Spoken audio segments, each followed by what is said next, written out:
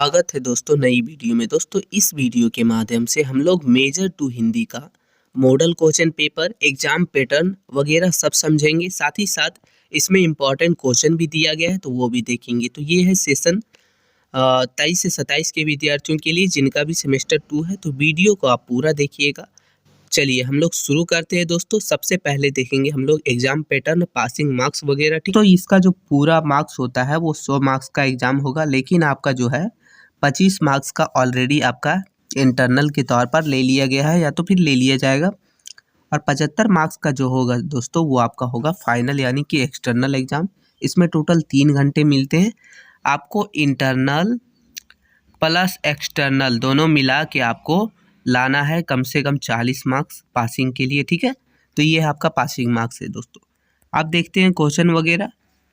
तो यहाँ लिखा है कि परीक्षार्थी यथासंभव अपने शब्दों में ही उत्तर दे, मतलब जितना हो सके खुद से बना के लिखना है। सभी प्रश्नों का उत्तर देना अनिवार्य है। इसमें भी टोटल दोस्तों 3 खंड होते हैं, खंड का, खंड खा और खंड गा। खंड का में आपको टोटल 5 मार्क्स मिलते हैं, यानी 1 मार्क्स का एक क्वेश्चन होता है।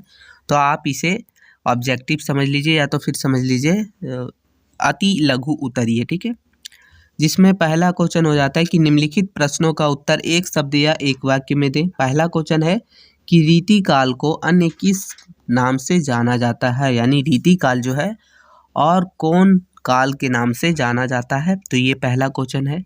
दूसरा क्वेश्चन हम लोग का है दोस्तों, बोल रहा है कि हिंदी साहित्य के उत्तर मध्यकाल को रीतिकाल नाम किसने दिया। तो ये भी मोस्ट इम्पॉर्टेंट है। आप लोगों को देखिए ऑब्जेक्टिव जो है टोटल 10-20 को करवाया जाएगा, जिससे आपका पूरा मैच कर जाएगा। ठीक है, अभी हम लोग सिर्फ मॉडल क्वेश्चन पेपर के तौर पर देख रहे हैं। तीसरा क्वेश्चन इसमें हो जाता है कि रीतिकाल को सिंगार काल किसने कहा। तो रीतिकाल जो है उसको सिंगार काल किसने कहा था उसके बारे में लिखना है, उनका नाम लिखना है। ठीक है, चौथा हो जाता है कि बिहारी सतसई के रचनाकार कौन है। तो बिहारी सतसई जो है उसका रचनाकार यानी उसको किसने लिखा था, तो ये आपको बताना है। पांचवा क्वेश्चन हो जाता है कि रीतिकाल को अलंकृत काल किसने कहा था। तो ये भी इम्पॉर्टेंट क्वेश्चन है। तो ये आपका हो गया टोटल, यहाँ से आपको 5 मार्क्स मिल जाएंगे, एक मार्क्स हर एक क्वेश्चन के लिए।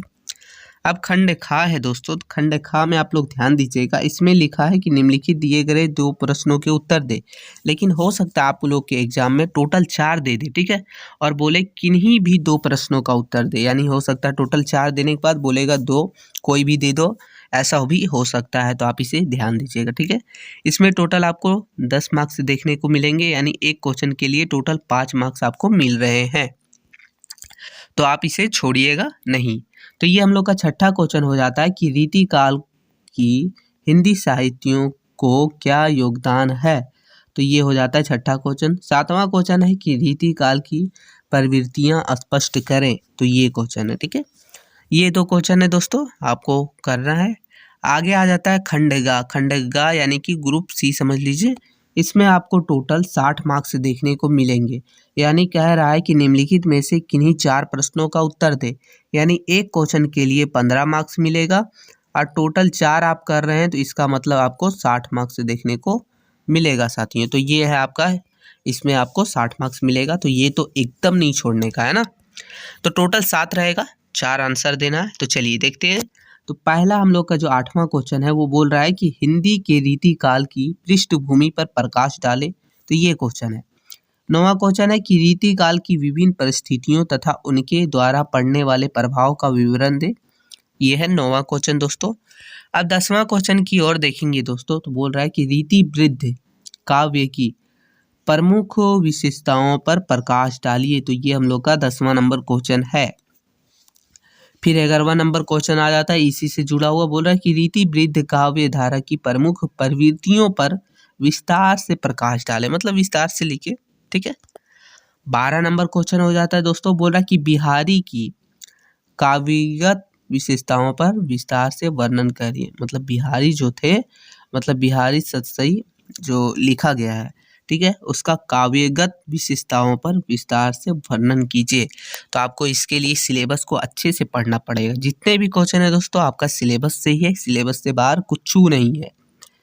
13 नंबर क्वेश्चन हो जाता है, बोल रहा है कि रीति काल के नामकरण पर प्रकाश डालिए। तो मतलब रीति काल का नामकरण कैसे हुआ था, क्यों हुआ था, क्या कारण थे, किसने किया था, हर एक चीज़ को आपको देखना है 13 नंबर क्वेश्चन में।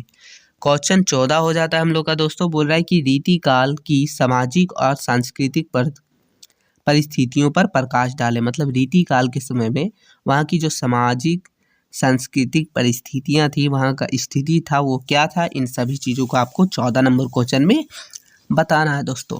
तो ये हम लोग का टोटल 7 क्वेश्चन हो गया इसमें, यानी ग्रुप सी में, यानी कि खंड ग में, जिसमें से किन्हीं भी 4 प्रश्नों का उत्तर दे सकते हैं। जो भी आपको आता हो 4 किन्हीं भी दे सकते हैं, कोई दिक्कत ना है, ठीक है। तो ये था दोस्तों। तो मेजर 2 का मॉडल क्वेश्चन पेपर आपको कैसा लगा, आप कमेंट करके ज़रूर बताइएगा। इसका पीडीएफ आपको हमारे टेलीग्राम चैनल पर मिल जाएगा, जाके ज्वाइन हो जाइए, ठीक है, ताकि वहाँ से आप पीडीएफ वगैरह फ्री में डाउनलोड कर सकते हैं। और दोस्तों मिलते हैं नई वीडियो में, तब तक के लिए जय हिंद साथियों।